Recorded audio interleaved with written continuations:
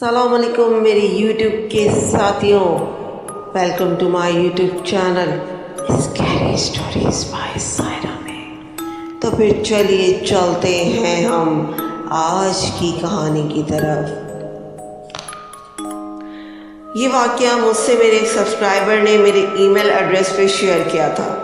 میرے سبسکرائبر کا نام احسن ہے اور یہ واقعہ اس کا آنکھوں دیکھا حال ہے جو کہ 100% سچا ہے۔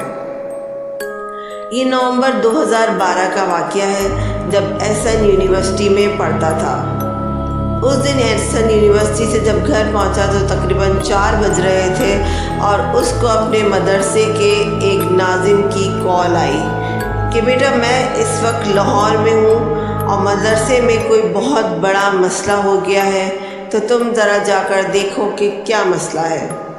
وہ مدرسہ احسن کے گھر کے بالکل قریب واقع تھا اور مدرسے کے اندر مسجد بھی تھی جس میں احسن باقاعدگی سے نماز پڑھنے جایا کرتا تھا، اور اسی بنا پر اس کا مدرسے کے ہیڈ یعنی ناظم سے بہت اچھے تعلقات تھے۔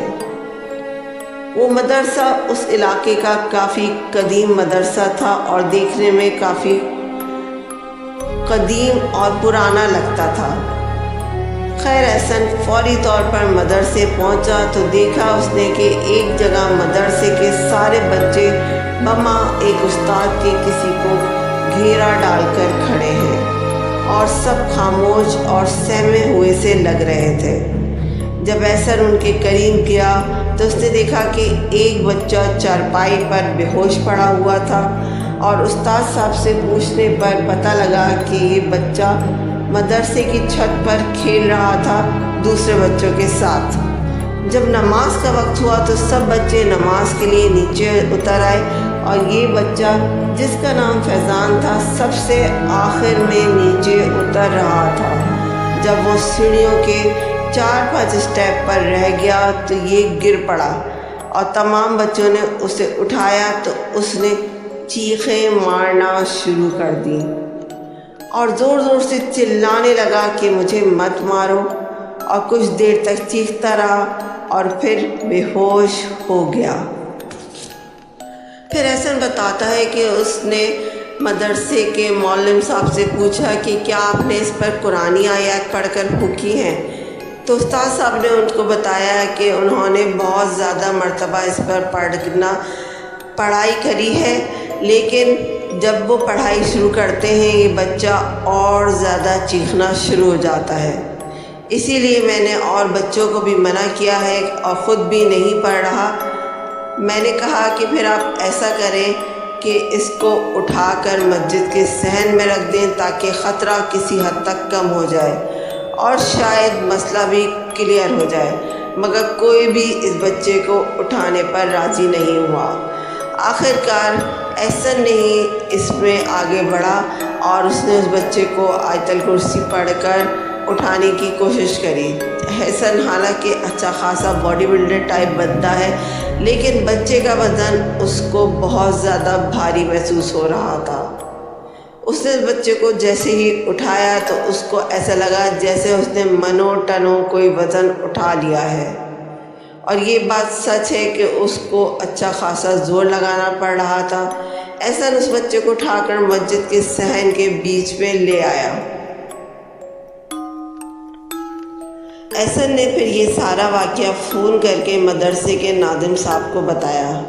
ناظم صاحب نے جب یہ سارا واقعہ سنا تو کافی زیادہ پریشان ہو گئے اور انہوں نے کہا کہ ان کو ایسا لگ رہا ہے کہ بچہ کسی جھپیٹے میں آ گیا ہے۔ پھر ناظم صاحب نے اپنے کسی جاننے والے عامل کو فون کیا اور انہوں نے کہا کہ آپ ویٹ کریں، ابھی مسجد میں عامل صاحب آ رہے ہیں جو کہ اس بچے کا علاج کریں گے۔ تھوڑی دیر میں مسجد میں عامل صاحب پہنچ گئے تھے۔ عامل نے جب اس بچے کو دیکھا تو عامل صاحب کو فوراً ہی اندازہ ہو گیا کہ بچہ نارمل نہیں ہے اس وقت اور کسی پیرانارمل ایکٹیویٹی کے زیر اثر آ گیا ہے۔ انہوں نے آتے ہی بچے پر چند قرآنی آیات کا ورد کیا جس سے بچہ فوری طور پر ہوش میں آ گیا۔ پھر جناب اس بچے، عامل اور ان جنات کے درمیان گفتگو شروع ہوئی جو کہ کچھ اس طرح سے ہے۔ عامل نے پوچھا کتنے ہیں یہ تعداد میں؟ بچے نے جواب دیا یہ تعداد میں 4 ہیں۔ پھر عامل صاحب نے بچے سے پوچھا کہ کدھر کھڑے ہیں؟ بچے نے مسجد کے دروازے کی طرف اشارہ کیا۔ عامل نے اس بچے سے دوبارہ سے سوال کیا کہ ان سے بولو کہ ادھر آئیں۔ بچے نے آواز دی کہ اندر آؤ، تمہیں استاد صاحب بلا رہے ہیں، اور پھر تھوڑی دیر بعد کہا کہ وہ نہیں آ رہے۔ عامل صاحب نے بچے کو بولا ان سے کہو کہ اندر آ جائیں ورنہ بہت تکلیف اٹھائیں گے۔ بچے نے یہی بات ریپیٹ کری اور وہ اندر آ گئے، اور پھر بچے نے کہا کہ اب وہ میرے پاس کھڑے ہیں۔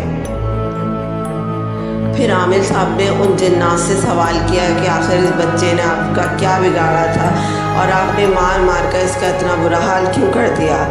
تو بچے کی آواز ایک دم مردانہ اور بھاری ہو گئی، اور انہوں نے کہا کہ ہم درخت پر بیٹھے ہوئے تھے تو اس نے سیڑھیوں سے اترتے ہوئے اس شاخ کو توڑ دیا جس پر ہم چاروں بیٹھے ہوئے تھے، اور ہمیں زمین پر گرے اور بہت زیادہ چوٹ لگ گئی۔ عامل نے کہا کہ اسے کیا پتہ تھا کہ تم لوگ وہاں پر بیٹھے ہوئے ہو، وہ تو ویسے بھی بچہ ہے اور بچے شرارتیں کرتے ہیں، تو تم لوگوں نے زیادتی کی ہے۔ اب یہ بتاؤ کہ تم لوگ مسلمان ہو؟ تو انہوں نے بتایا کہ جی ہاں ہم مسلمان ہیں اور اسی مدرسے میں 2 سال سے پڑھ رہے ہیں۔ عامل صاحب نے کہا کہ تو پھر تم کیسے مسلمان ہو جو ایک اتنی سی بات پہ غصہ کر رہے ہو اور اتنے چھوٹے سے بچے کو سزا دے رہے ہو جس کو معلوم بھی نہیں کہ اس نے انجانے میں کچھ تم لوگوں کا نقصان پہنچایا ہے؟ تو انہوں نے کہا کہ ہم کچھ نہیں جانتے اور ہمارے ساتھ برا ہوا ہے تو ہم بھی اس کے ساتھ برا کریں گے۔ ان لوگوں کی یہ بات سن کر عامل صاحب کو بہت شدید غصہ آ گیا تھا۔ انہوں نے پھر ان جنات کو اپنے قبضے میں لے لیا، اور پھر ناظم صاحب کے مشورے سے انہوں نے ان جنات کو اس مدرسے سے نکال دیا تھا۔ فیضان کی حالت بھی وقت کے ساتھ سنبھل گئی تھی، اور فیضان کے جسموں پر جو نیل کے نشانات تھے وہ بھی آہستہ آہستہ ختم ہو گئے تھے۔ احسن کا کہنا ہے کہ یہ واقعہ آج بھی اس مدرسے کا یادگار واقعہ ہے، اور لوگ ڈسکس کرتے ہیں کہ اگر وہ عامل صاحب اس وقت پر نہیں پہنچتے یا ان کے پاس مکمل علم نہیں ہوتا تو نہ جانے اس بچے فیضان کا آج کیا حال ہوتا۔ امید ہے کہ یہ کہانی آپ کو بہت زیادہ پسند آئی ہوگی، اور مزید ایسے ہی سچے واقعات سننے کے لیے میرے چینل کو لائک اور سبسکرائب کریں۔ بہت شکریہ۔